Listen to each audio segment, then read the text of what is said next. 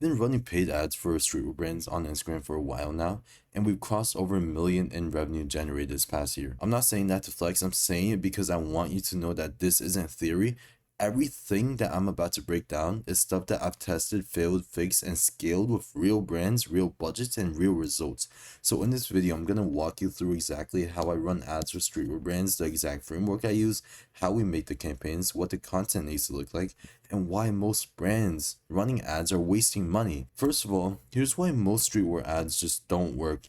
I want to start here because if you ever run ads and felt like you were just burning money away at Mark Zuckerberg, then there's a reason for that. It's not your budget, it's not your targeting, it's not your product. It's because your ad has nothing to say. I see this all the time. A brand will put out a clean aesthetic picture of a hoodie, flat lay, and maybe some nice lighting. It's good quality, don't get me wrong, and that gets sales, but that's surface level media buying right there. It shows them a product, it doesn't show them a feeling. It doesn't give them a feeling, it doesn't show them who they could be. And streetwear, more than almost any other clothing category, is built entirely on identity because people are not buying your hoodie because they need a hoodie. Everyone has hoodies. They're buying yours because of what it represents, what it makes them feel, what it connects them to. It's not just the fabric. Let's take a look at Nike here. So let me ask you something. When Nike drops a campaign, do they spend any time talking about the shoe fabric, the foam density, how nice the material is? Sometimes, yes, but that's never what they actually lead with. That's never the hook. Now, what do they do instead? They put the greatest athletes in the world in their content and let all the association do the work. Because they're not selling shoes, they're selling the feeling of being someone, the discipline, the edge, and the identity. Their ICP, ideal customer profile, are all aspiring athletes. So when they put these professional athletes like Ronaldo in their clothes, the only thing separating from the ICP to the actual identity is the product. For example, here, Ronaldo. And then any other post, we have Serena Williams, Cristiano, King James, LeBron James. We have professional golf athletes. We have tennis athletes. We have, I think these are, yeah.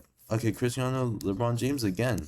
We have soccer athletes, more tennis, more golf. It's just professional athletes on top of professional athletes, track runners. This is what I mean.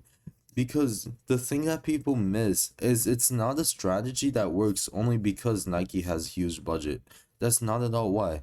It works because it's psychologically true that people buy into identities. They buy into worlds and they want to feel something. So this is the core of how I think about everything. Before I write a single ad, before I even touch the ads manager, I need to understand the dream state for this brand's customer. And that's simple. It's just who does your customer want to be? So right here, future pace hero. What does their life look like after they find you? How do they feel after wearing your brand? Where would they feel like most themselves in your product? For streetwear, this is usually tied to a few things. It could be creative identity. They see themselves as an artist, a designer, and someone with taste and vision. It could be community. They just want to be fit in and actually look the part and not be left out. It could be an athletic identity, a hooper, a runner, a skater, someone who wants to kind of demand a certain look. And it could just be somebody who wants to look good because that's what clothes do. They make someone look good. So it's always gonna tie down to the core dream. And when you find it, making ads gets so much easier because once you know the dream state, you know exactly what your creative and content need to make people feel. You know what world your brand needs to live in. You know who to put in your ads. You know the location, music, energy, aesthetic, everything. It just flows together. Now, this is how it actually changes your content strategy and how it now, this is how you could put it in effect for your content strategy. This is where it does get a little bit practical because once you're clear on the dream state, the future version of themselves, you stop making product content and you start actually defining what would make my customer feel like this was made for them. And what do I mean by that? So, product content is here's the hoodie, here's the colors, and then here's a close up of the fabric. Maybe someone's wearing it, maybe the focus is on item. World content is here's the product, but in your world, in the setting that you want to be, in the music that you like, in the people that you aspire to be like or look like. It's a world that they want to step into, and everything needs to kind of correlate to that. And the good news is, you don't need a Nike ad budget to pull it off. Just find people who already live the world that people want to be in. So if you have a basketball brand, go find professional NBA athletes or just hoopers in general. You don't have to go that far. You could just get on a basketball court and then shoot your products. Just show content in the basketball courts because that gets it in their environment. It feels real. You look like a fashion brand that actually wants to document the world instead of just doing a photo shoot. And that rawness works so much better in ads anyway because polished and produced content makes it feel so distant. And I've tested this over and over again. The highest converting ads I've ever had were ads that looked like it was from a friend's Instagram story. Now let me break down the content types that actually work. Number one, we have lifestyle and movement content. And this is basically your anchor. It's just someone doing something with their product. It could be walking, it could be working, it could be doing what the ICP wants them to do. So if it's a hooper, again, they could be shooting hoops. Now the product is present, but the energy of the actual setting is what converts. This works because it puts the customer inside the dream state visually. For example, this is one of Nike's right here. And then number two, identity comparison. This is underused and incredibly effective because you position your brand in someone or something that people already want to be like or respect. Respect is huge. You don't want to copy it. You want to just say that you belong there. Now, for example, this brand put clothes on Chris Brown. And Chris Brown has a huge streetwear audience because they love how he dresses, they love his music, they love his vibes. They're gonna listen to him.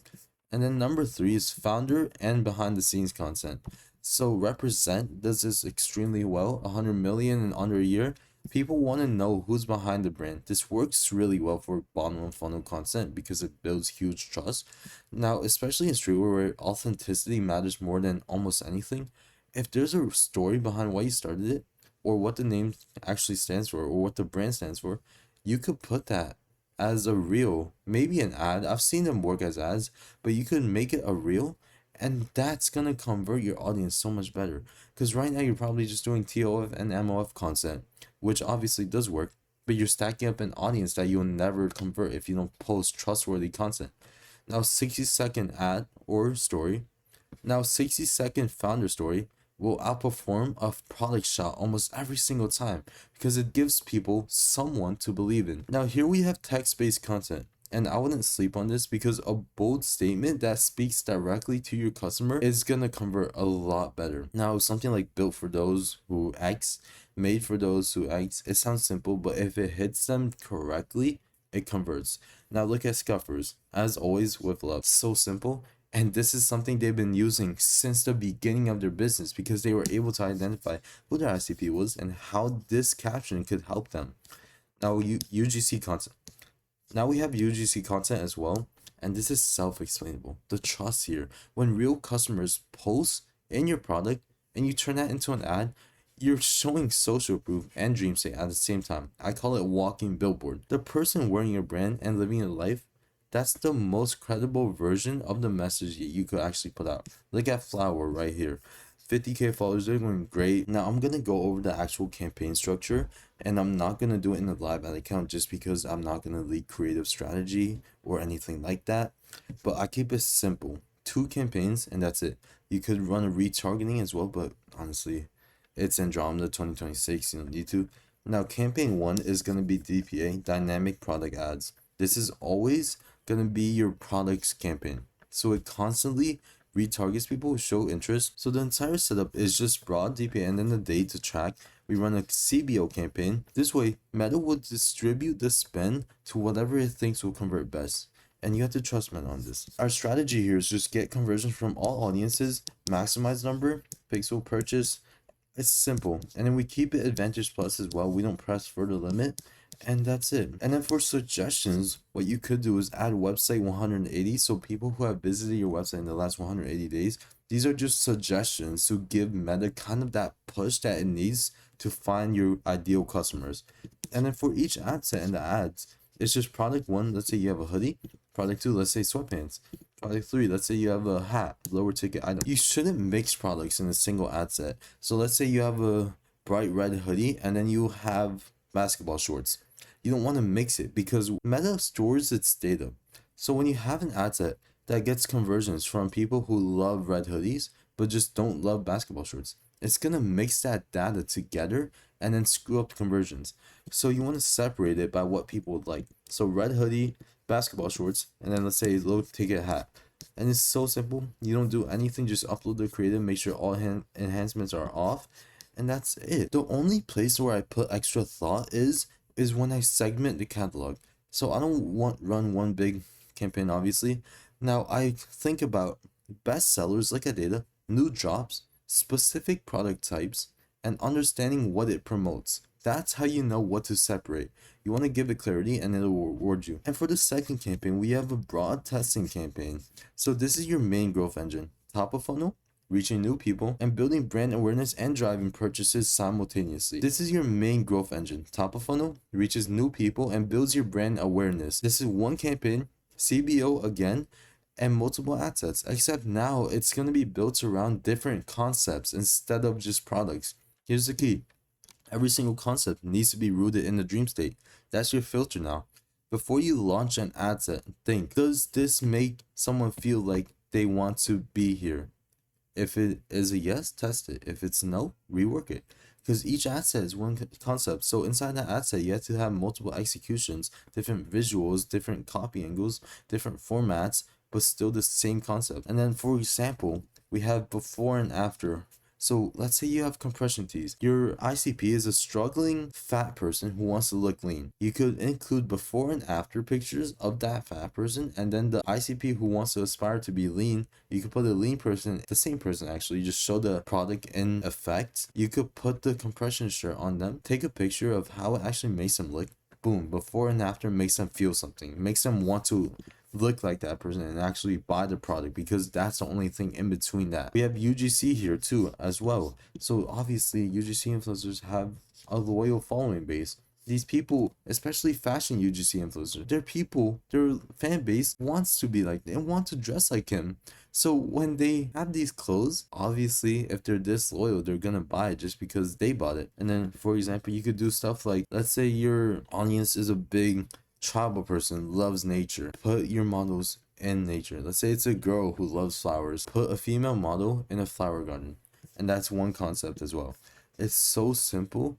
And over time, you're building a library of concepts that become winning concepts. And that's your advantage, not a secret campaign structure, not a bidding strategy, not lookalike audiences, no interest targeting as well.